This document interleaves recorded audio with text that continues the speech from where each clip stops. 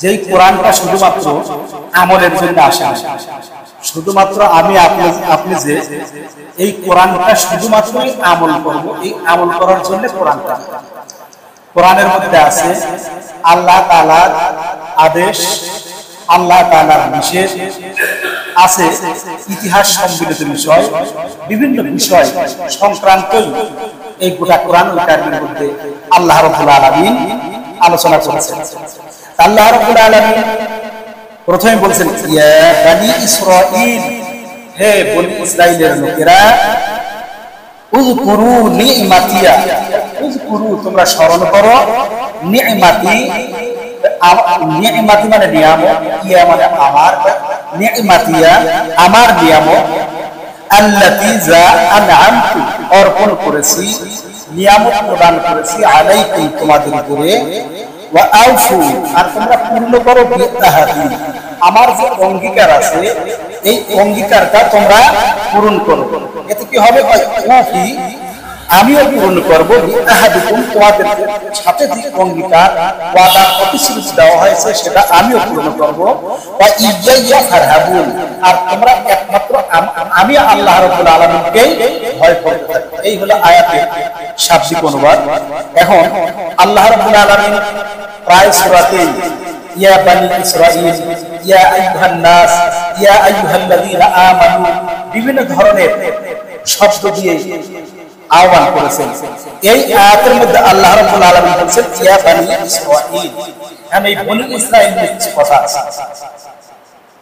বনি ইসরাঈল কাদেরকে বলা হয় এটা আমাদের জানা দরকার। কোরআনুল কারীমের মধ্যে অসংখ্যবার আল্লাহ রাব্বুল আলামিন এই বনি ইসরাঈল শব্দটা মানে ইসরাইলের বংশধর, ইসরাইলের সন্তানাদি এদেরকে সম্বোধন করে মহান আল্লাহ রাব্বুল আলামিন আহ্বান করেছেন অনেকবার।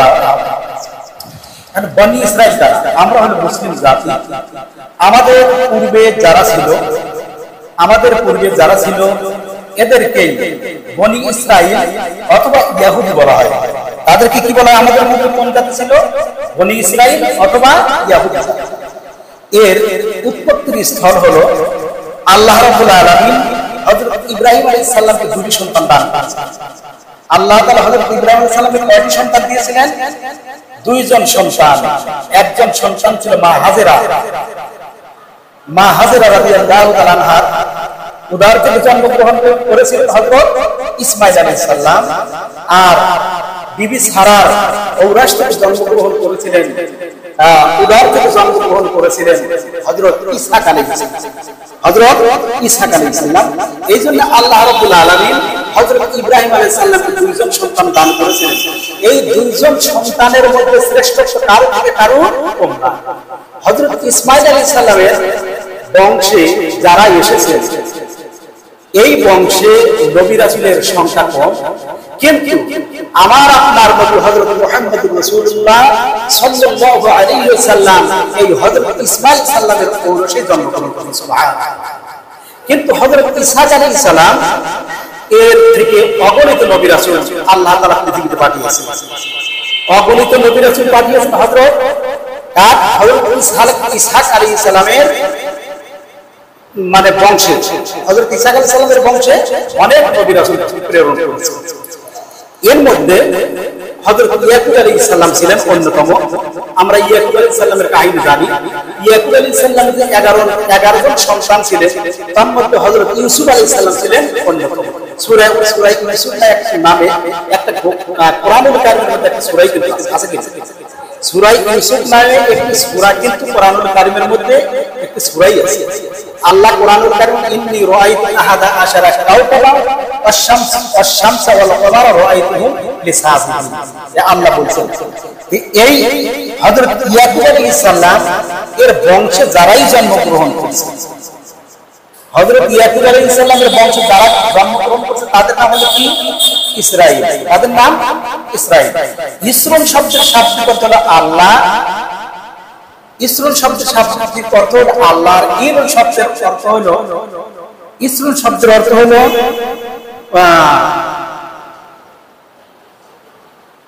আলাদা আলাদা। এই মুহূর্তে ভুলে গেলাম। যাই হোক, ইসরাঈল হলো হযরত ইয়াকুব আলাইহিস সালামের হযরত ইয়াকুব আলাইহিস সালামের বংশধর যারা, তাদেরকে বলা হয় কি বনি ইসরাঈল।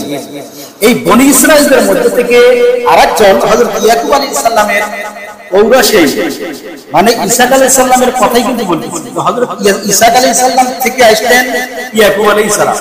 এর মধ্যে আরো নবী রাসূল ছিলেন। ইয়াকুব আলাইহিস সালামের পর আসলেন হযরত মুসা আলাইহিস সালাম। এই হযরত মুসা আলাইহিস সালামের যারা অনুসরণ করতেন তাদেরকে বনি ইসরাঈলে বলা হয়, এবং পরবর্তীতে এই মুসা আলাইহিস সালামের অনুসারীদেরকে কি বলা হয়? ইয়াহুদি বলা হয়। হযরত মুসা আলাইহিস সালামের যারা অনুসারী এদেরকে কি বলা হয়? ইয়াহুদি বলা হয়। তাহলে আমরা এই ইহুদি জাতি দেখি, তারপরে ইসরাইল জাতি দেখি, কিন্তু প্রত্যেকটা জিনিসের একটা মেয়াদ আছে। আপনি বাজারে একটা কসমেটিক্স কেনার জন্য বাজারে গেলেন, একটা কসমেটিক্স কেনার জন্য, যেটা আপনার বোতলজাতকরণ করা হয়েছে, প্যাকেটজাত করা হয়েছে।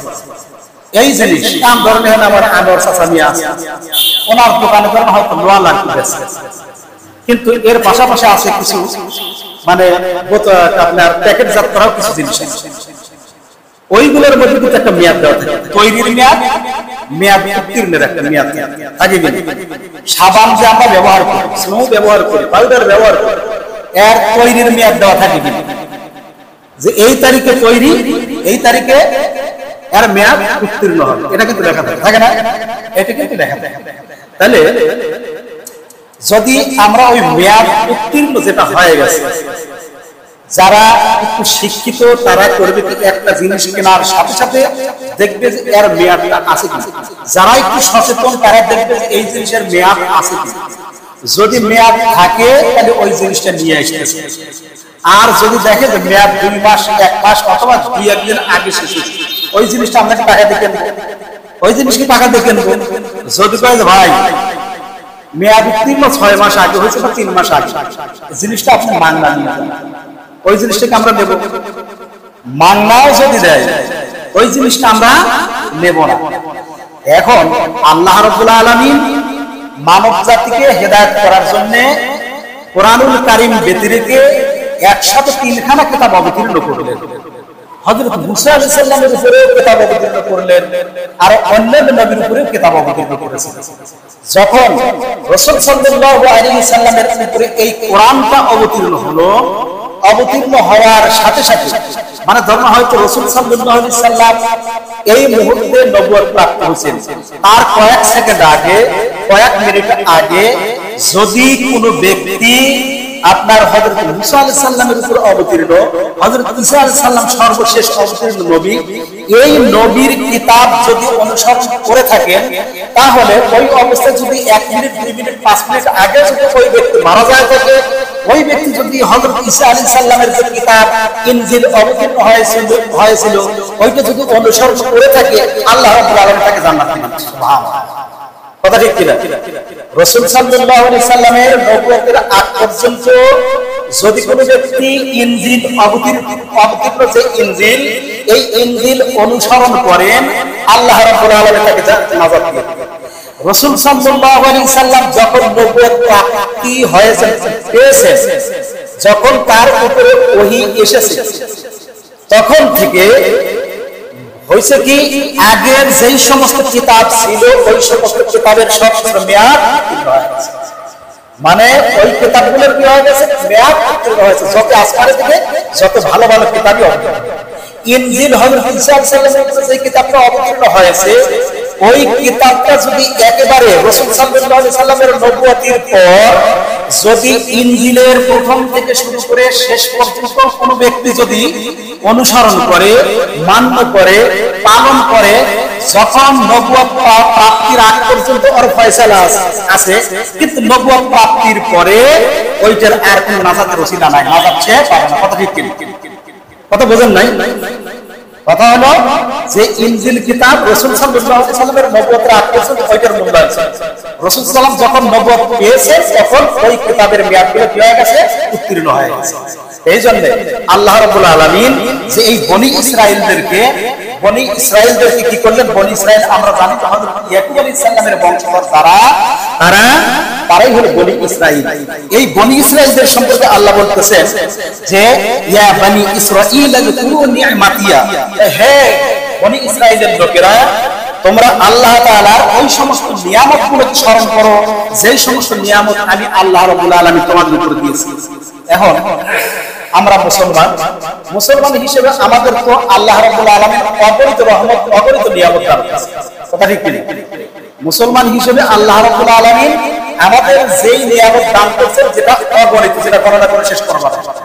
কিন্তু হযরত ইয়াকুব আলাইহিস সালামের বংশধর বনি ইসরাইলদের উপরে যেই নিয়ামতটা দান করেছেন, কিছু নিয়ামত, সেই নিয়ামতগুলো কি কি আল্লাহ তাআলা বলতেছেন যে ফিরাউনের কবল থেকে মুক্তি।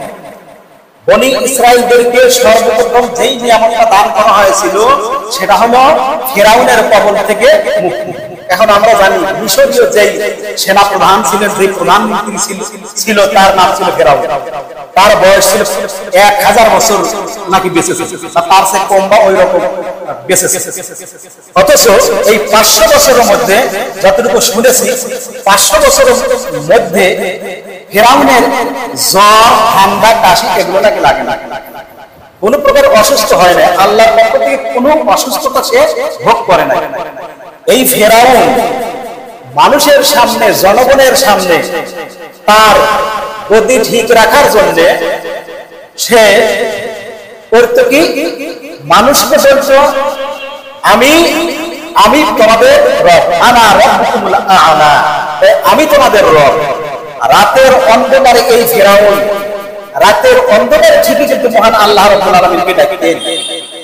রাতের অন্ধকারে এই ফিরাউনের মতো একজন কাফের, সে কিন্তু আল্লাহ তাআলার কাছে অনুনয় বিনয় করতেন রাতের অন্ধকারে ডাকতেন।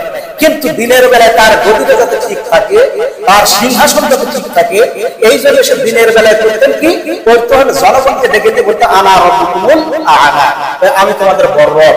ফিরাউন খোদাই দাবি করছিল কিনা জানা নেই? আমাদের জানা নেই, জানেন না? কেউ জানেন না? ফিরাউন খোদাই বলছিল আমি ওর কি বড় রব, আর কেউ রব নাই।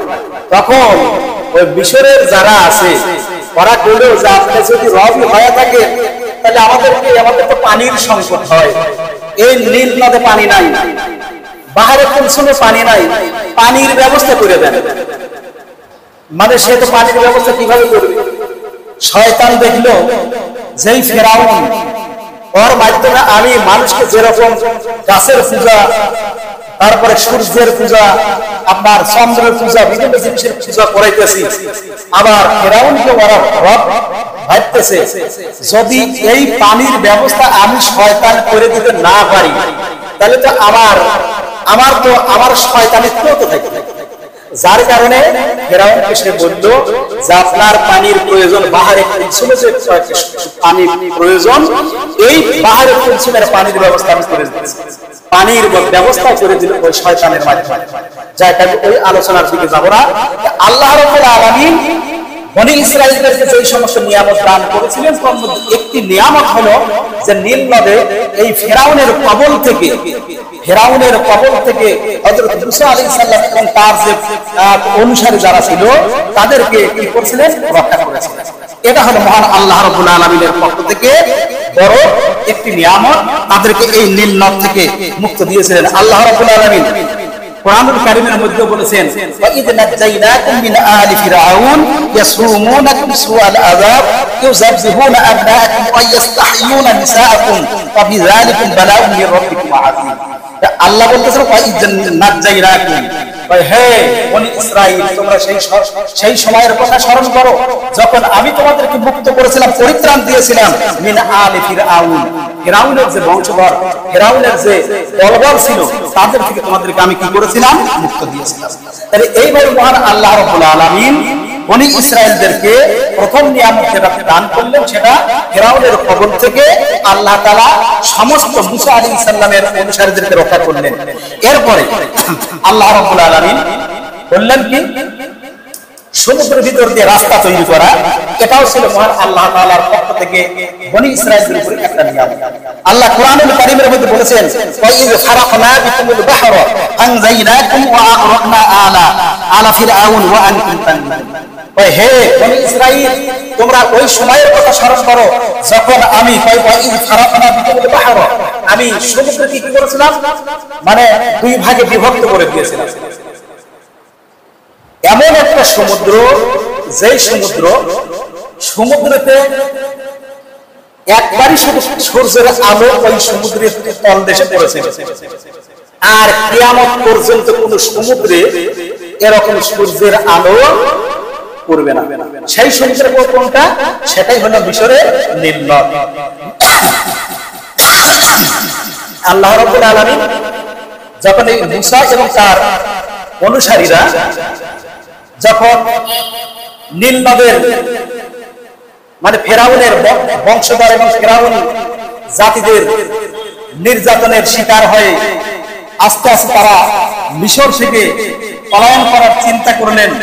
করার পরে যখন তারা আপনার মিশর নীল নদে যখন এই সমুদ্রের পাশে আসলেন, আসার পরে তারা বলতেছেন, মুসা আলাইহিস সালামকে ডেকে বলতেছেন যে আমাদের সামনে সমুদ্র, পিছনে ফেরাউনের জাতি রয়েছে, তাহলে আমরা আমাদের তো মুসা আলাইহিস সালামের জন্য আমাদের আর কোনো রক্ষা নাই। হযরত মুসা আলাইহিস সালাম তাদেরকে সান্ত্বনা দিয়ে বললেন যে তোমরা কোনো চিন্তান্বিত হয় না, মহান আল্লাহ রাব্বুল আলামিন আমাদের জন্য যে একটা ব্যবস্থা বের করবেন।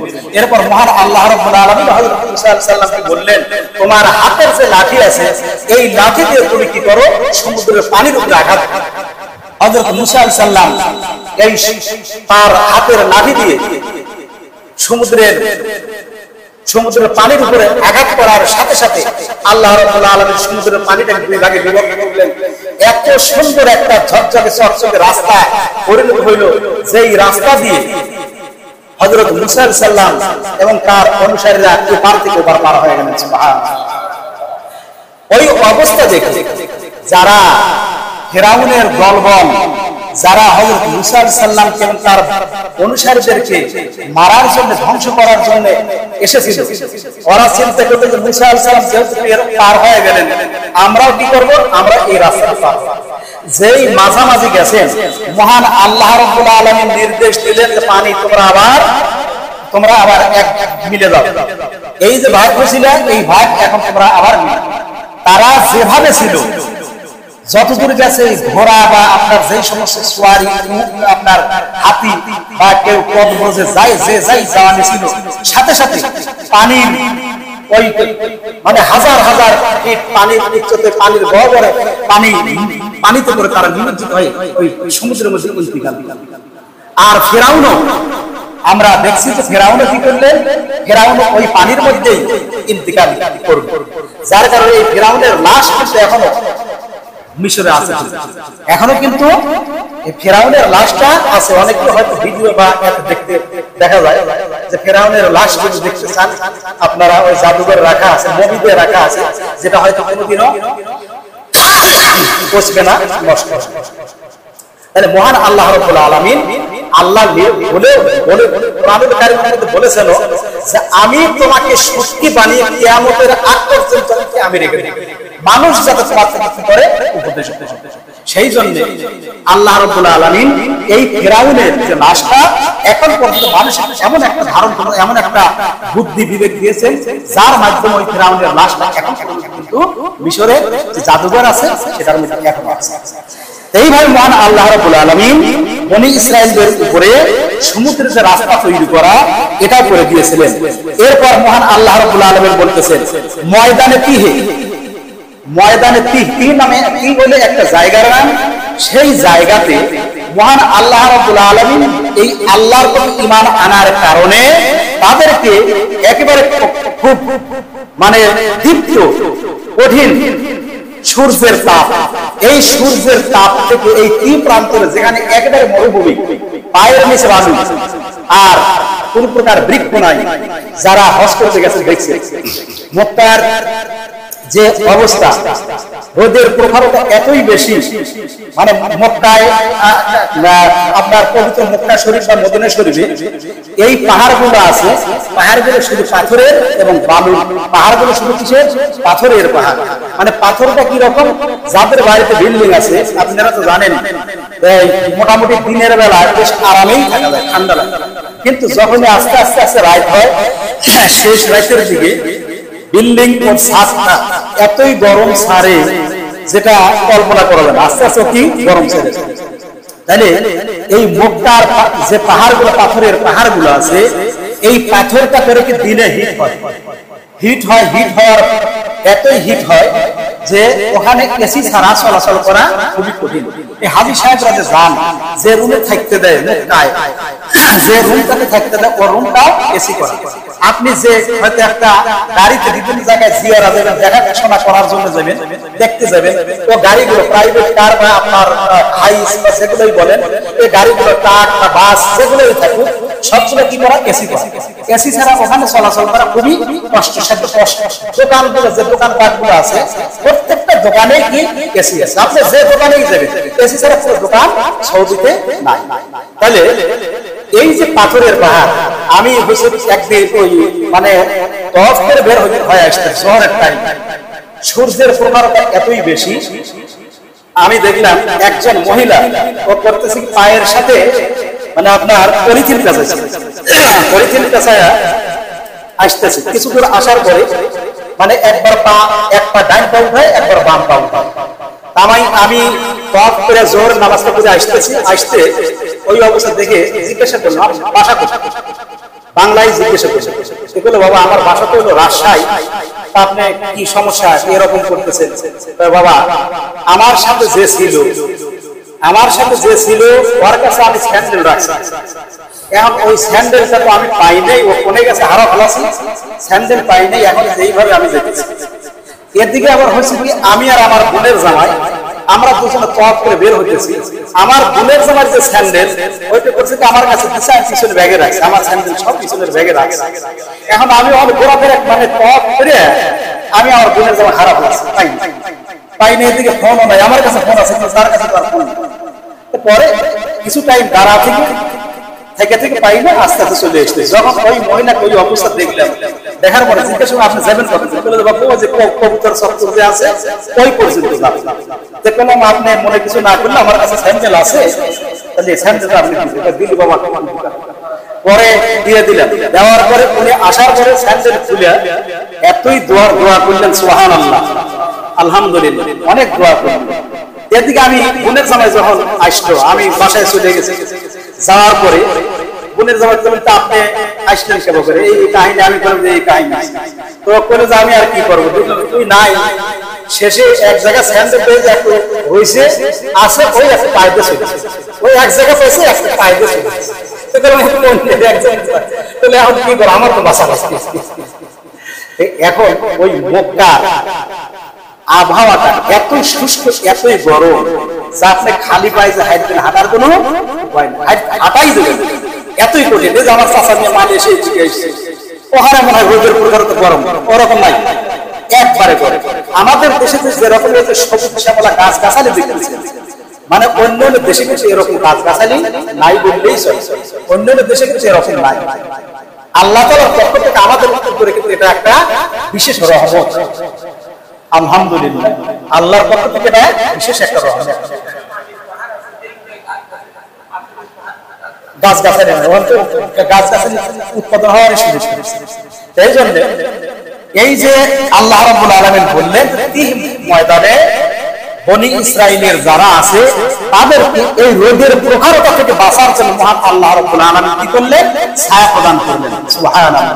এরপরে এই বনি ইসরাইলদেরকে আরেকটা নিয়ামত দেওয়া হয়েছিল। আল্লাহ বলতেছেন যে তাদের উপরে মান্না এবং সালওয়া নামে, আল্লাহ কোরআনুল কারীমের মধ্যে বলেছেন ফাযাল্লালনা আলাইকুমুল গামামা ওয়া আনজালনা আলাইকুমুল মান্না ওয়া সালওয়া। আমি তোমাদের উপরে বনি ইসরাইলদের উপরে মান্না এবং সালওয়া নামে এক ধরনের খাদ্য ভর্তি পাতিল অথবা হয়তো ঘাসের উপরে এক ধরনের খাদ্য পড়তো, প্রতিদিন ঘুম থেকে উঠে নিয়ে এই বনি ইসরাইলের লোকজন ওইগুলো আহরণ করতো এবং প্রতিদিন ওইগুলো তারা ভক্ত। এটা মহান আল্লাহ রাব্বুল আলামিনের পক্ষ থেকে বড় একটা নিয়ামত ছিল কাদের উপরে? বনি ইসরাঈলের উপরে। তাহলে বনি ইসরাঈলের উপরে এই সমস্ত নিয়ামত আল্লাহ রাব্বুল আলামিন দিয়েছেন। আরেকটা নিয়ামত দিয়েছেন, সেটা হলো যে বনি ইসরাঈলের মধ্যে সবচেয়ে নবী রাসূল প্রেরণ করেছেন। এত নবী রাসূল অন্য কোন জাতির মধ্যে আল্লাহ তাআলা প্রেরণ করেন নাই, যতগুলো নবী রাসূল আল্লাহ তাআলা বনি ইসরাঈলদের মধ্যে প্রেরণ করেছেন। এইজন্য আল্লাহ তাআলা বলেছেন ওয়া আতাইনা মূসাল কিতাব ওয়া জাআলনাহু হুদাল লিবানি ইসরাঈল। এই বনি ইসরাঈলদের উপরে আল্লাহ তাআলা তাদেরকে হেদায়েত করার জন্য যুগে যুগে কি করেছেন? নবী রাসূল প্রেরণ করেছেন। এই যে মহান আল্লাহ রাব্বুল আলামিন বললেন যে ইয়া বানি ইসরাঈল যকুরু নি'মাতি আল্লাতী আন'আমতু আলাইকুম, হে বনি ইসরাঈল মানে হে ইসরাইলের বংশ বা বনি ইসরাঈল, তোমরা স্মরণ করো সেই মানে আপনার সেই নিয়ামতের কথা যেগুলো আমি তোমাদেরকে কি করেছিলাম, তোমাদেরকে দিয়েছি। এতগুলো এর সব আরো অনেক নিয়ামত আল্লাহ রাব্বুল আলামিন দিয়েছেন, হয়তো কিতাব ঘাটলে আরো অনেক পাওয়া যাবে। এইরকম নিয়ামত মহান আল্লাহ রাব্বুল আলামিন বনি ইসরাঈলকে দিয়েছিলেন।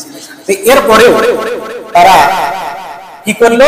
আল্লাহ তাআলা পরে কোন আয়াতে আল্লাহ তাআলা বলছেন যে ওয়াআফু বিআহাদি, এই নিয়ামতগুলো যে তোমরা পেলে, নিয়ামত পাওয়ার পরে তোমরা আমি যেই ওয়াদা আমার সাথে তোমাদের যে চুক্তি ছিল যে তোমরা নামাজ পড়বে, তোমরা যাকাত দিবে, তোমরা আল্লাহ তাআলার আনুগত্য করবে, নবী রাসূলদের আনুগত্য করবে, এগুলো তোমরা কি করো? এই অঙ্গীকারগুলো তোমরা রক্ষা করো। কিন্তু তারা শেষ পর্যন্ত এই অঙ্গীকারগুলো কি করে নাই? রক্ষা করে নাই। আল্লাহ বললেন যে উফু বিআহাদিকুম, যদি তোমরা আমার এই অঙ্গীকারগুলো পূরণ করো তাহলে আমি তোমাদের সাথে যে বিষয় যেগুলো দেওয়ার অঙ্গীকার করেছি, প্রতিশ্রুতি করেছি, এগুলো আমিও তোমাদেরকে দিয়ে দেব। যেমন আমাদের মধ্যে মহান আল্লাহ রাব্বুল আলামিন, আমরা যদি আল্লাহ বলেন ওয়াস্তাঈনু বিস-সাবরি ওয়াস-সালাত, আল্লাহ বলেন ইন্নাল্লাহা মা'আস সাবিরিন, মানে তোমরা ধৈর্য ধারণ করো কিসের মাধ্যমে? নামাজের মাধ্যমে। আর আমরা তো সেই নামাজই পড়ি। আল্লাহ বললেন যে ওয়াস্তাঈনু বিস-সাবরি ওয়াস-সালাত, তোমরা নামাজের মাধ্যমে ধৈর্য ধারণ করো। এখন আমরা মুসলমান আরেকটি কিতাবে দেখলাম যে আমরা মুসলমানের সন্তান। এই যে ছোট বাচ্চাদের জন্য আপনার এক ধরনের পোশাক থাকে, আর যারা বয়স্ক মানে যখন হয়তো ৬-৭ বছর হয় তখন তাদের সতর ঢাকা কি? সতর ঢাকা হলো ফরজ। সতর ঢাকা কি? ফরজ। সতর ঢাকা হলো ফরজ। কতটুকু পর্যন্ত? পুরুষদের জন্য নাভির থেকে শুরু করে আপনার টাকনুর উপর পর্যন্ত, গিরার এই যে পায়ের যে গিরা আছে, গিরার উপর পর্যন্ত সতর ঢাকা হলো কি? ফরজ। আর মেয়েদের জন্য গোটা শরীরটাই ঢাকাটা ফরজ। হয়তো শুধু প্রয়োজনের প্রেক্ষিতে মানে যারা মুহরিম আছে তাদের সম্মুখে মুখটা হাতটা বের করতে পারে, তাছাড়া বাদ বাকি সকলের ক্ষেত্রেই পর্দা করাটা তাদের হলো ফরজ। তাহলে আমরা মুসলমানের সন্তান, আমরা করতেছি কি? আমার আপনার সন্তানেরা এই যে ফরজ যে কাজ বড় বড় হয়ে গেছে, অথচ হাত টান করে করে ঘুরে, মানে ওদের চলাচল দেখে আমাদের নিজেদের চোখে মত, মানে এই হাত টান করে ঘুরতেছে বড় বড় সওয়াল পাল, মসজিদে আসতেছে কিছু সওয়াল পাল আসতেছে, কিছু লোকজন আমরা আছি, যখন আমরা সেজদায় যেতেছি আপনার পিছনের প্রশংসা দেওয়া হচ্ছে, গেঞ্জি করে আসি, তারপর আপনার ওই যে ছাতা কি কয় জিন্সের প্যান্ট পরে আসতেছে। এই প্যান্ট পরে আসার কারণ যখন আপনার রুকুতে এবং সেজদা যেতেছে পাশার প্রশংসাও দেখা যায়, তাহলে খরচ কোথায় থাকে? এটা কিন্তু আমার আপনার সন্তানেরা করতেছে, এটা কিন্তু আমার আপনার সন্তানেরা করতেছে। আমরা কিন্তু অভিভাবক হিসাবে ওদেরকে যে সচেতন করা এই জিনিসটা করতেছে। এই যে ফরজ তরফ করতেছে, এটা তো ফরজ। নামাজ যেরকম করা ফরজ, রোজা রাখা ফরজ, আপনার সতর ঢাকাটাও ফরজ। তাহলে এই হাফ প্যান্ট আমার আপনার মেয়েরা করতেছে, ছোট ছোট প্যান্ট পরে করে তারা ঘোরাফেরা করতেছে। বড় বড় ইউনিভার্সিটি হয়তো আমরা গ্রাম অঞ্চলে এগুলো নাও দেখলে, আমার আপনার মেয়েরা ইউনিভার্সিটিতে লেখাপড়া করতেছে। হ্যাঁ, আমার আপনার পড়শি, আমার আপনার ভাইস্তে ভাতিজি বোন, এরাই তো ইউনিভার্সিটিতে লেখাপড়া করতেছে, ছোট্ট ছোট্ট প্যান্ট পরে করে তারা চলাচল করতেছে। তারা গেঞ্জি, এক ধরনের গেঞ্জি পাওয়া যায়, এই গেঞ্জি পরে পরে ছোট ছোট যে পোশাক আছে সেইগুলো পরে ঘোরাফেরা করতেছে। আল্লাহ কোরআনুল কারীমের মধ্যে বলছেন যে তোমরা মেয়েদের ক্ষেত্রে বলছেন তোমরা ওড়না তোমাদের বুকের উপর রাখো। সেই ওড়নাটা আমার আপনার মেয়েরা করতেছে গলার সাথে কাছে। তাহলে এই আমরা কি শিখেছি, আমাদের ছেলে মেয়েদেরকে আমরা কি শিখেছি? এই জন্য আমাদের ছেলে মেয়েরা যাতে মানুষের মতো মানুষ হয়, সমাজের মধ্যে চলাচলের উপযোগী হিসেবে যেন গড়ে ওঠে, এটা আমার আপনার নৈতিক দায়িত্ব। নৈতিক দায়িত্ব কি? একটা ছেলে হাফ কাম করছে, আমার আপনার উচিত ধমক দেওয়া, যে হাফ কাম করছে তুই ন্যাংটা করে করে পাশায় যখন বাতাস লাগাবার চাইছি, তাহলে করবি কি? একেবারে ন্যাংটা করে করে, এটা আরো ভালো হাফ কাম করে করাচ্ছে। এই জন্য এগুলো আমরা ইনশাআল্লাহ খেয়াল করব।